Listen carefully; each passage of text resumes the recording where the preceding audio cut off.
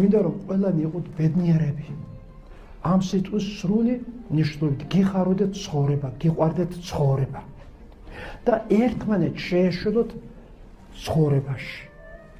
ალბათ გაქვთ დუმბაძის მშვენიერი რომანი წაკითხული მარადისობის კანონიო. სული ძალიან ძნელი სატარებელია და ერთმანეთს უნდა შევეშველოთ, რომ სული ვატაროთ. ხო? აი რომ ერთმანეთს შეეშველოთ. სულის ტარებაშიც, სიყვარულის ზრდაშიც, გაჭირებას რასაც ეძახით, იქაც ის თუ არ გაიარეთ, ოჯახი არ განმტკიცდება, მარტო სიხარულითა და თამაშ ცეკვით, ოჯახს სიკეთე არ დაადგება, უნდა იყოს ერთიც და უნდა იყოს მეორეც. და ორი უნდა ამშვენებდეს თქვენს ბილიკებს.